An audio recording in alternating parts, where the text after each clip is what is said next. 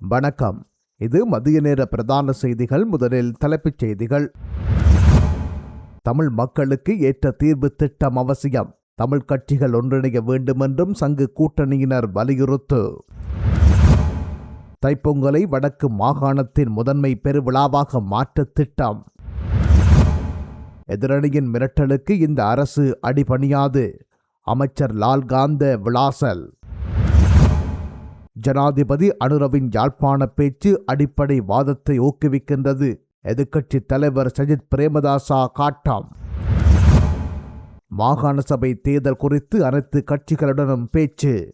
அமைச்சர் சந்தன அபேரத்தின தகவல். வடக்கு தெற்கு கலாசார தொடர்புகளை இனவாதம் என முத்திரை குத்த வேண்டாம். நாமல் ராஜபக்ச கோரிக்கை. வடக்கு கிழக்கில் மீண்டும் மழை. 250 ஆரோக்கிய மையங்களை நாடு முழுவதும் நிறுவ திட்டம். வடக்கு ரயில் பாதை சீரமைப்பு இன்று ஆரம்பம்.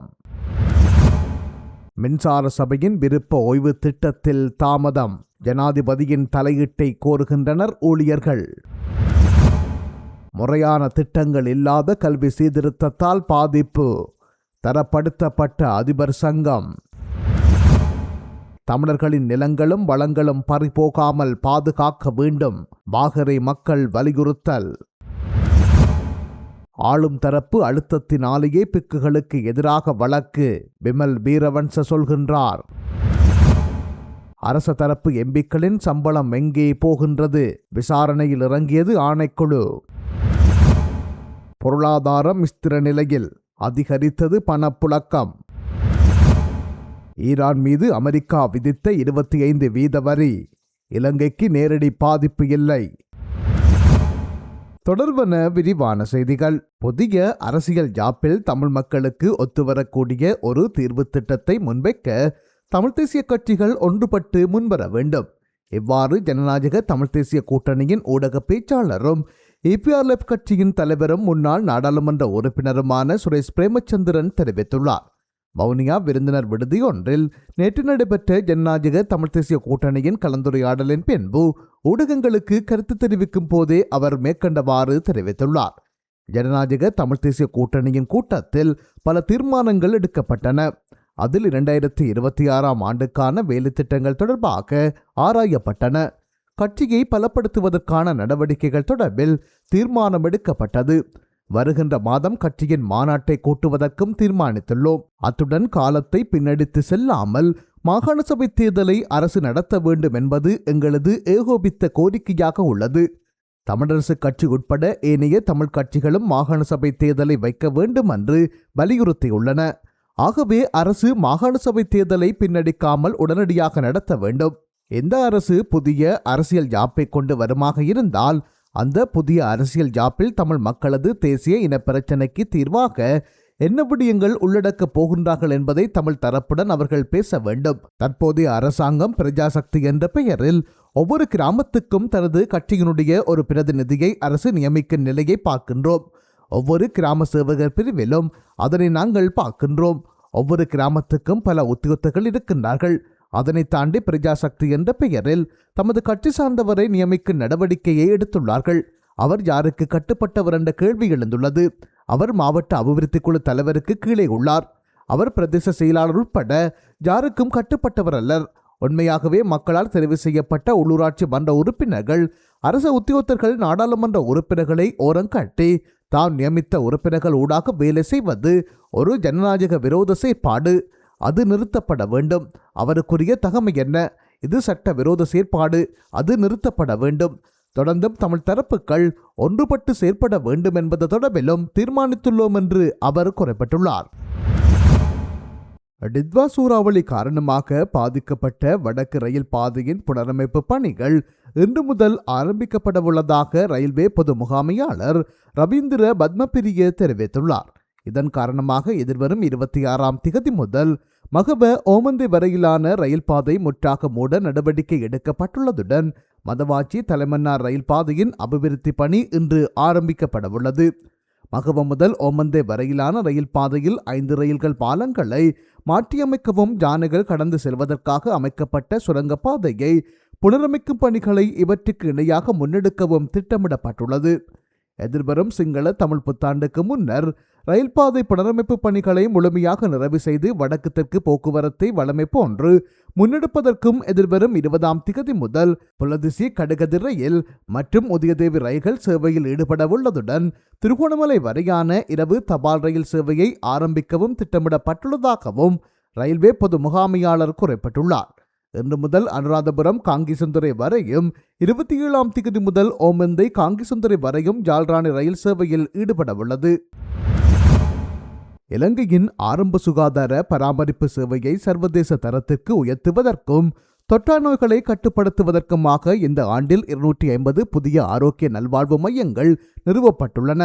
கண்டி தலதா மாளிகையில் நடைபெற்ற விசேட மருத்துவ முகாமில் கலந்து கொண்ட சுகாதார மற்றும் ஊடக அமைச்சர் வைத்தியர் நலிந்த ஜேதிச இதனை தெரிவித்துள்ளார். இந்த நிகழ்வில் உரையாற்றிய சுகாதார அமைச்சர், எதிர்வரும் 24ஆம் திகதி ஒரே நாளில் 42 மையங்கள் திறக்கப்பட உள்ளன. எமது நாட்டின் சுகாதாரத்துறையில் இன்று மிகப்பெரிய சவாலாக இருப்பது நீரிழிவு மற்றும் இரத்த அழுத்தம் போன்ற தொற்றா நோய்களாகும். இவற்றை ஆரம்பத்திலேயே கண்டறிந்து சிகிச்சை அளிப்பதற்காகவே இந்த ஆரோக்கிய மையங்களை நிறுவுகின்றோம். இந்த ஆண்டு வரவு செலவு திட்டத்தில் இதற்காக 1500 மில்லியன் ரூபாய் ஒதுக்கப்பட்டுள்ளது. வரும் ஆலோசனை மையங்களாக மட்டுமன்றி யோகா, இசை சிகிச்சை மற்றும் ஆயுர்வேத முறைகளையும் உள்ளடக்கிய நவீன மையங்களாக இவை திகழும் என்று அவர் மேலும் குறிப்பிட்டுள்ளார்.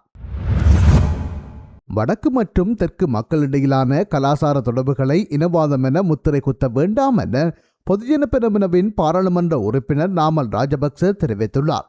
தமதஹேமவில் நேற்று இடம்பெற்ற நிகழ்வொன்றின் போது அவர் இதனை குறிப்பிட்டுள்ளார்.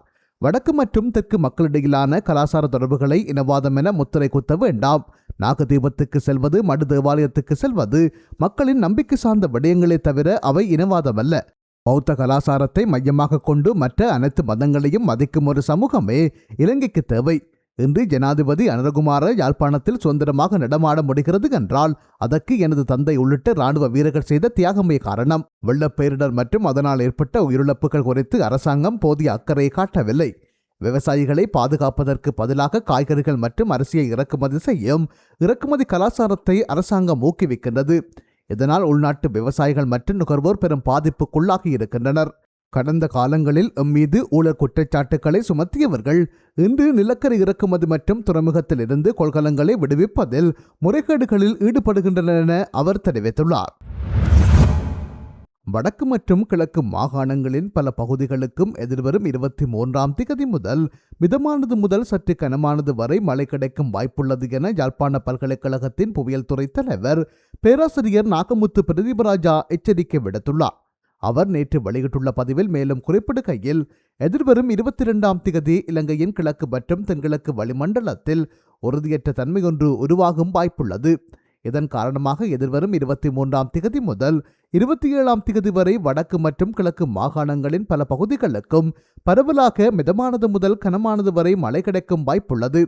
அதேவேளை இக்கால பகுதியில் மத்திய, ஊவா, வடமத்திய மற்றும் தென் மாகாணங்களுக்கும் மழை கிடைக்கும் வாய்ப்புள்ளது. எனவே வடக்கு மற்றும் கிழக்கு மாகாணங்களில் நெல்லறுவடை செயற்பாடுகளை மேற்கொள்ளும் விவசாயிகளும் அறுவடை செய்த நெல்லை உலரவிடும் விவசாயிகளும் இந்த மழை நாட்களை கருத்தில் கொண்டு செயற்படுவது சிறந்தது. வெங்காயம் மற்றும் மரக்கறி செய்கையாளர்களுக்கும் இந்த மழை நாட்களை கருத்தில் கொள்வது சிறந்தது. அதேவேளை தற்போது வடக்கு மற்றும் கிழக்கு மாகாணங்களில் நிலவும் குளிரான நிலைமை அடுத்த சில நாட்களுக்கு சற்று அதிகரித்து காணப்படும் என அவர் தெரிவித்துள்ளார். எதிர்க்கட்சிகளின் மிரட்டல் நாடகங்களுக்கு இந்த அரசு அடிபணியாது என்று அமைச்சர் லால்காந்த தெரிவித்துள்ளார்.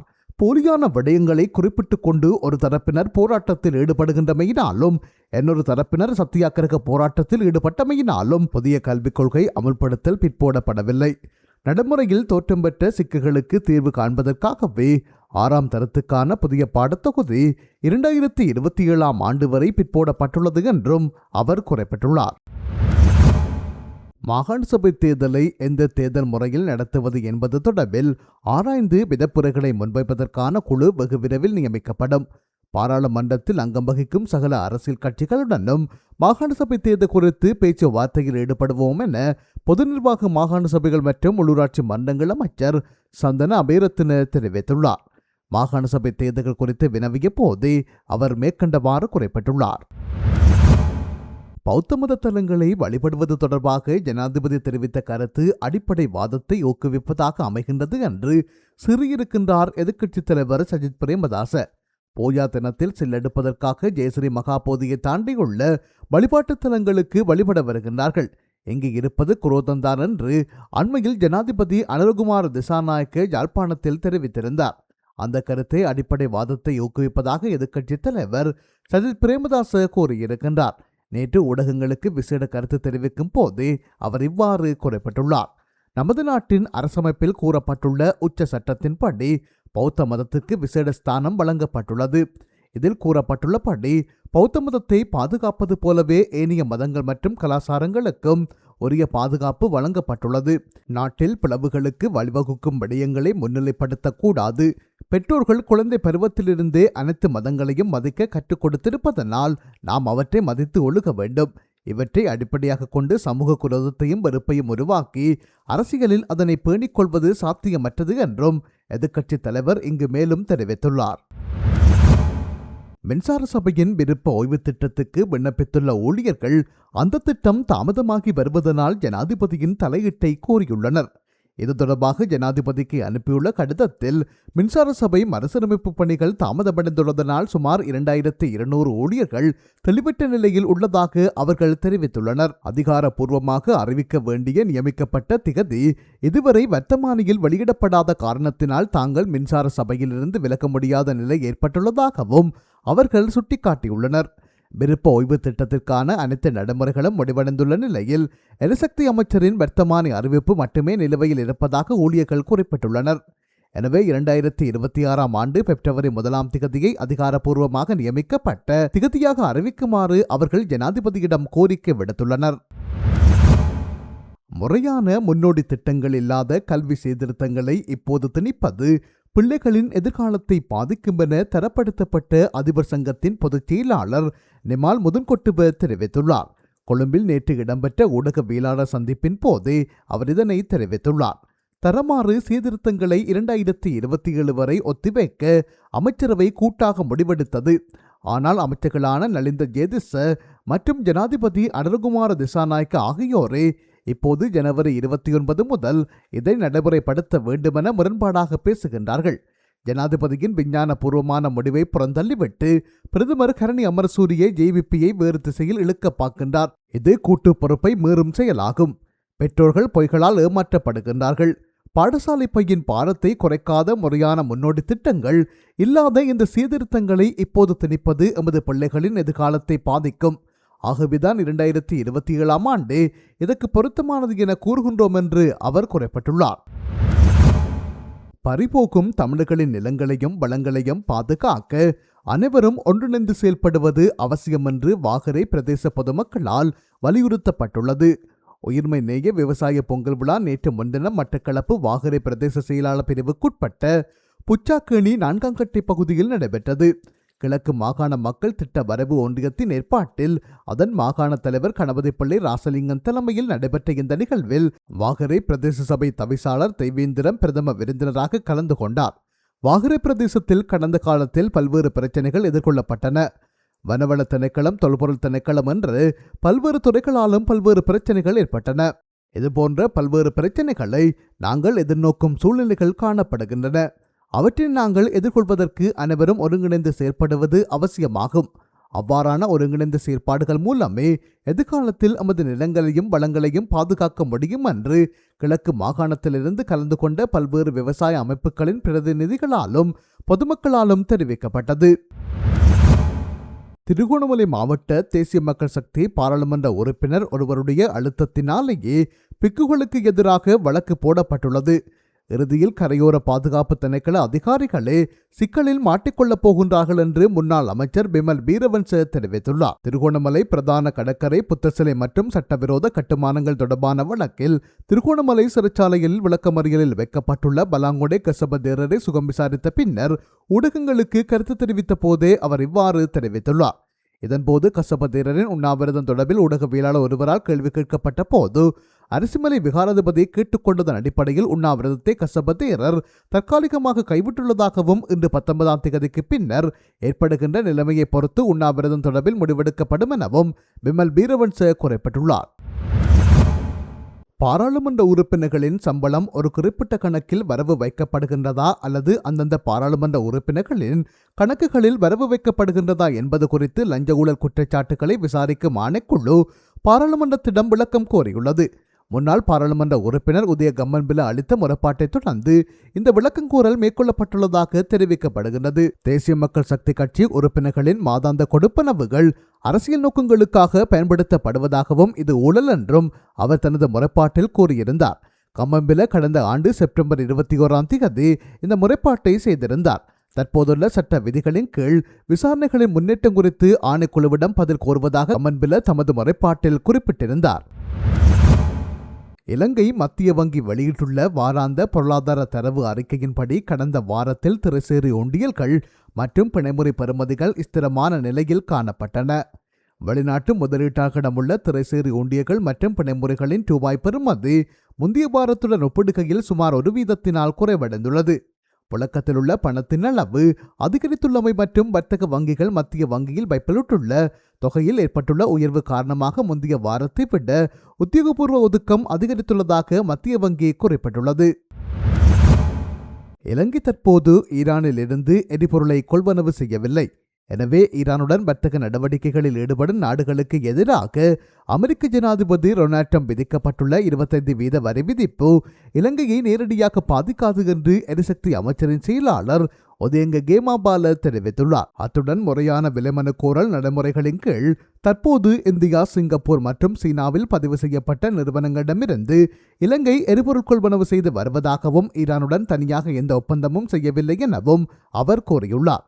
இலங்கை தமது மொத்த எரிபொருள் தேவையின் 90% மேற்பட்டதை இறக்குமதி செய்து வருகின்றது.